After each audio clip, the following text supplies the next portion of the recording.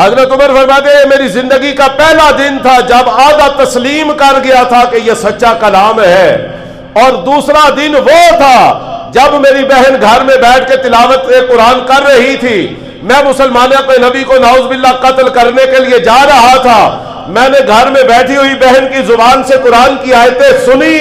یہ بہن کی تلاوت قرآن تھی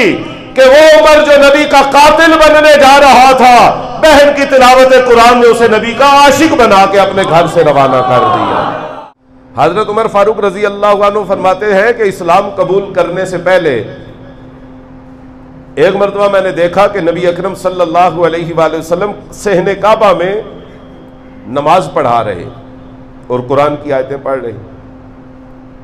آپ فرماتے ہیں میں کعبے کی دوسری طرف گیا اور چھپ کے میں کعبے کے پردے کے اندر داخل ہو گیا، اور کعبے کی دیوار اور پردے کے اندر چلتا ہوا جدھر حضور کا چہرہ تھا اس طرف آ کے کھڑا ہو گیا، اور میں نے قرآن کی آیتیں سننا شروع کر دی۔ تو حضور 29ویں سپارے کی سورہ حاقہ اس کا پہلا رکوع جہاں پہ ختم ہو رہا ہے وہاں سے قرآن پڑھ رہے تھے۔ تو حضرت عمر فرماتے ہیں میں نے قرآن کی آیتیں سنی، الحاقہ وما الحاقہ وما ادراک ما الحاقہ کذبت ثمود وعاد بالقاریہ۔ فرماتے ہیں میں نے قرآن کی آیتیں سننی شروع کی، حضور پڑھتے جا رہے تھے اور میں سنتا جا رہا تھا، اور کہتے ہیں ان آیتوں کا میرے دل کے اوپر اثر ہو رہا تھا۔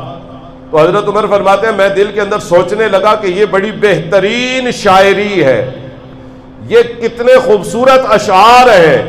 کیسی ان میں روانی ہے، تسلسل ہے، سلاست ہے۔ فرماتے ہیں میں دل میں سوچ رہا تھا کہ یہ کسی شاعر کا کلام ہے۔ حضور نے فوراً آیت پڑھی، وما ہوا بقول شاعر قلیلا ما تؤمنون۔ قرآن کو شاعری سمجھنے والوں، یہ کسی شاعر کا کلام نہیں ہے مگر تم ایمان لانے کے لیے تیار نہیں۔ فرماتے ہیں میں نے دل میں سوچا، حضور نے جواب دے دیا۔ آپ فرماتے ہیں میں نے سوچا یہ کسی جادوگر کی باتیں ہیں، تو حضور نے فوراً یہ آیت پڑھی،